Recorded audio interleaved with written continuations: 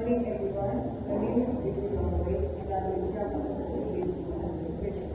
On behalf of my group members, I would like to thank you for this opportunity to present our report on student senator and economic challenges. I would like to listen to you.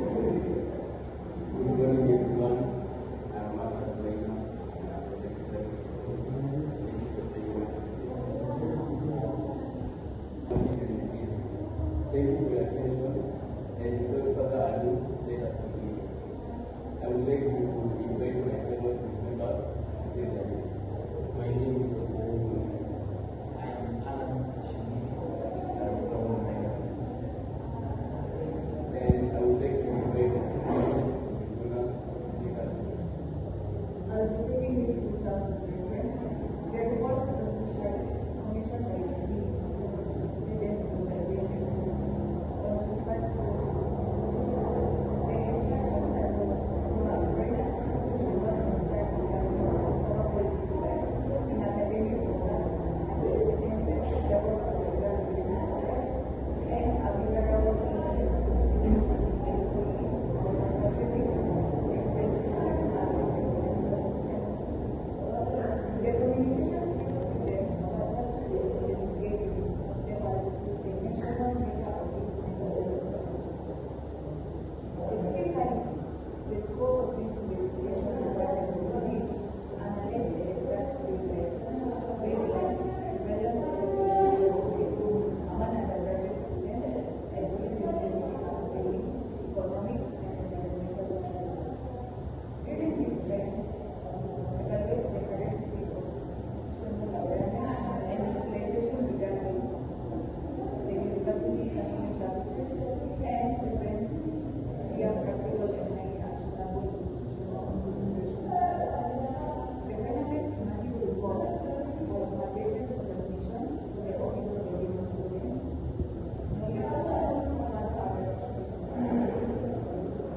I would like to give it back to the Secretary.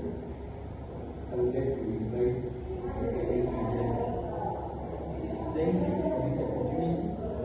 I'll be taking you through the procedure and methodology that we used to understand the nature of which the extent at which mental health challenges had been happening in universities.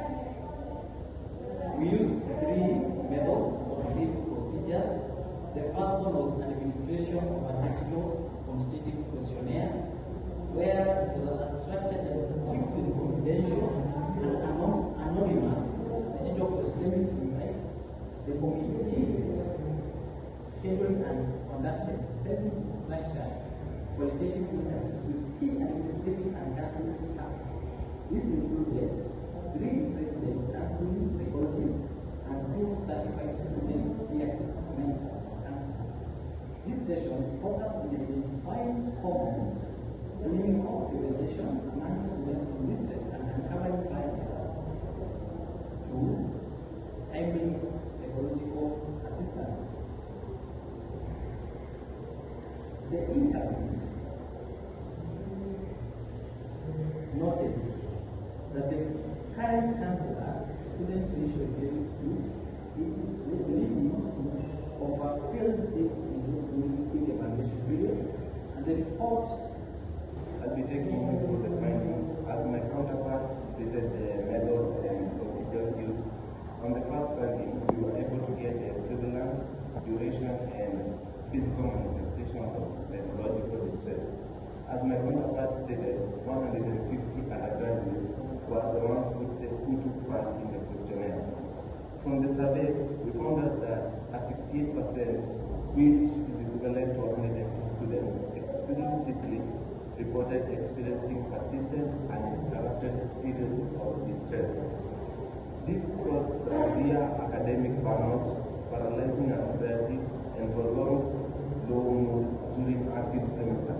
This was a key factor as these 102 students were more derailed and their mental health was low compared to the other 48 students who their reports came back clean.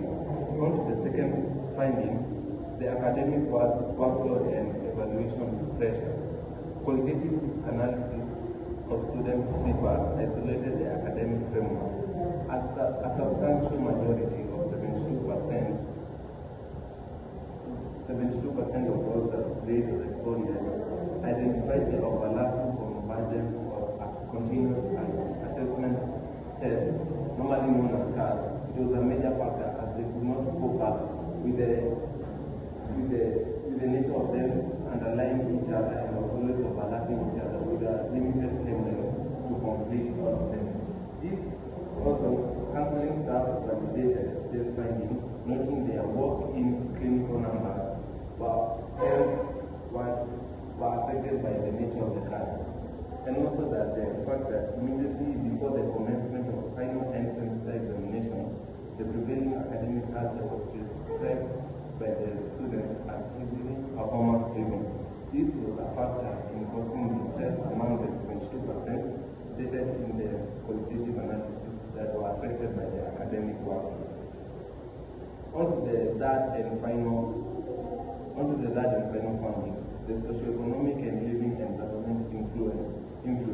This was a key factor as beyond the classroom boundaries, the broader environmental and financial realities of students' life emerged as a primary contributor of psychological vulnerability. This was found to be particularly true for students transitioning from such university accommodation to off-campus housing, such as localized bedsitter apartments. Approximately 40% of the students articulated that managing independent living patterns and also managing the life form and also having a good grade, it was so cumbersome for them. And this led to them having distress on how to manage their time and also the workload given to them by the nature of the overlapping assignments, assessment tests, and also the upcoming examination. I would like to pass back to the secretary to continue this session. Thank you. I take this opportunity. We will be discussing various questions that many people fear or fail to ask due to fear of discrimination or such. So I want to take this chance to discuss with my fellow members some questions and we hear and share different views.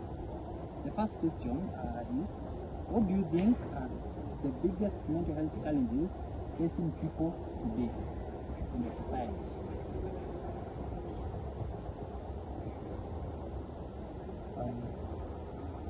To me, I think one biggest mental health challenge is a fear of having self-esteem. Some people, like in groups, they find it hard talking to others because they fear they are going to be judged because of their appearance or the way they dress or the way they talk. So to me, one of the biggest mental health challenge is brought about with low self-esteem. Maybe I can add on that. Maybe most of the people tend to think what others think of them.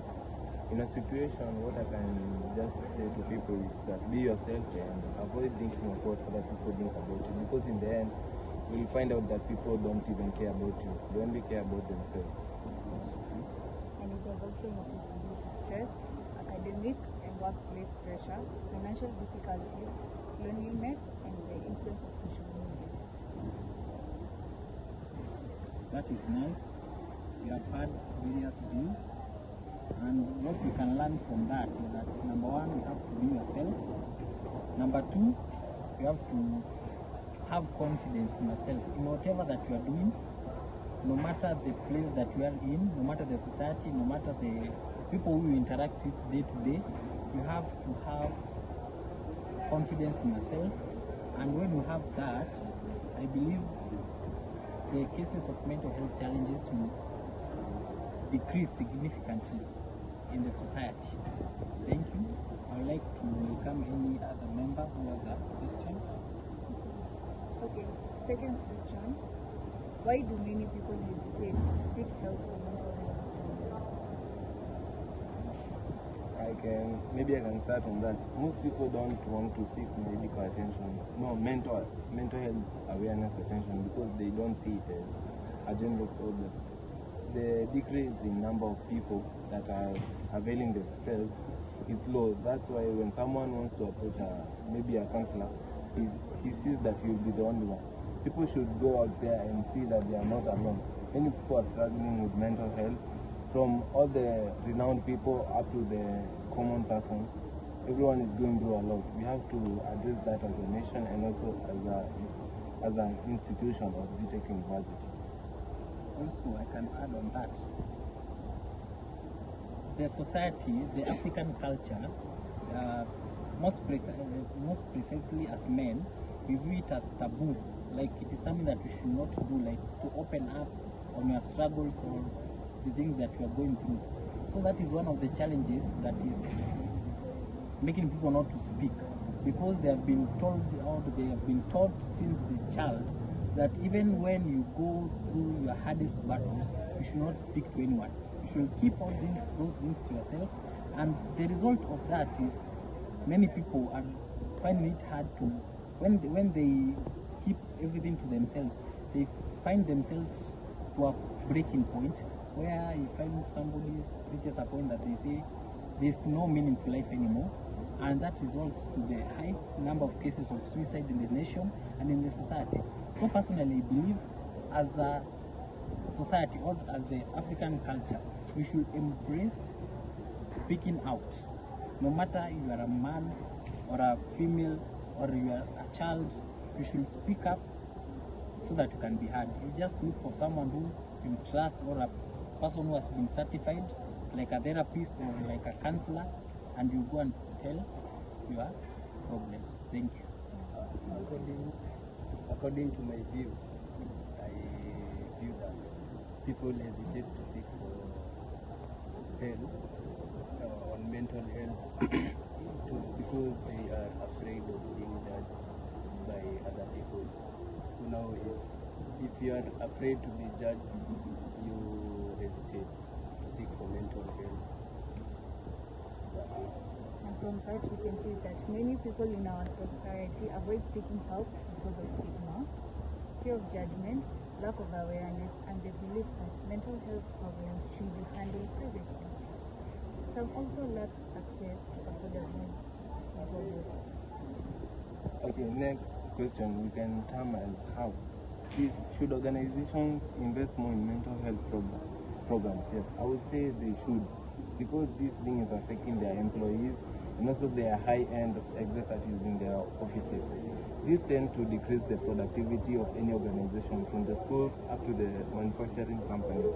And if they tend to invest more in the mental health program unit, this will help a lot, and it will help in productivity and also in the betterment of any other organization. That is why in many organizations there are 3 days where employees do not go to job, because the job give them a free time to process everything. Some jobs you can, for example, some jobs they overwork an employee, and the employee may tend to have mental distress, and again, to your point, it leads to low productivity. From research, as a research previously done by the government, it shows that companies which have less work days compared to those with a higher number of off days, the productivity in those companies with more off days is high compared to those with low off days. I'll be presenting conclusions. The empirical evidence gathered by the communication skills students clearly demonstrates that physical distress, mental health challenges, and severe academic burdens are highly related. Structural irregularities within the undergraduate population at ZTech University. The current state of students' well-being is heavily compromised by a combination of overlapping and coordinated academic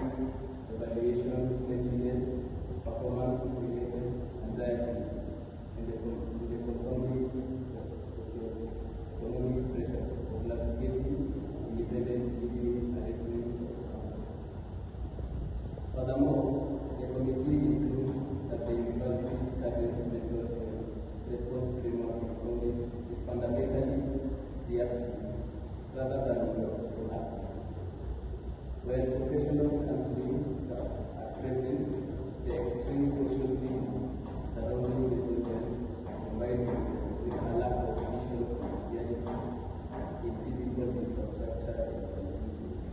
Outdated appointment booking mechanism ensures that the vast majority of vulnerable students remain completely unreached without immediate deliberate structural shift toward essential anonymous and preventive mental health strategies. Students' academic performance, retention rates, and overall systematic well-being will continue to decline. And now I would like to invite the fellow member to continue. Thank you, and I will present recommendation to establish a healthy, supportive, and highly responsive academic ecosystem. The Student Welfare Research Committee submits the following specific number and practical measures for immediate implementation by the University Administration. Number 1. Executive strategic institutional campaigns. The Office of Dean of Students, in collaboration with the Operating Communication Department, must launch a visible, continuous, and creative internal communication campaign. This initiative should leverage digital student portals, institutional social media accounts, and physical campus touchpoints to aggressively inflate mental health care as a routine program of personal care, thereby utilizing the 46% so social stigma barrier identified by the report. Number 2. Establish a standardized yearly psychological support network. The university should formalize a peer mentorship program across all academic departments. Selected student leaders must undergo certified training and psychological first aid and basic crisis mediation.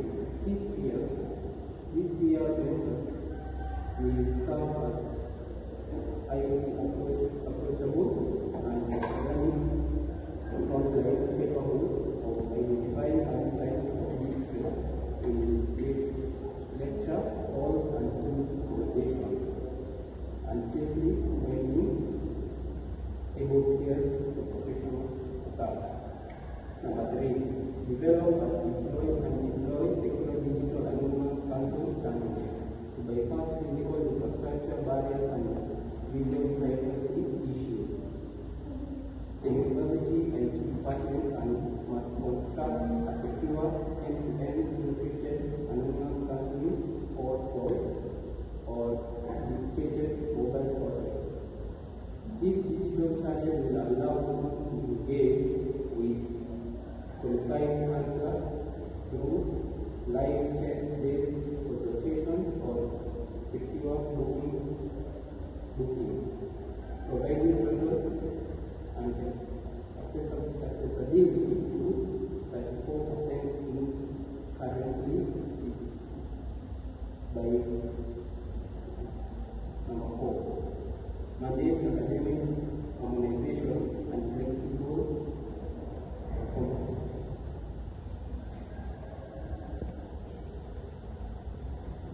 academic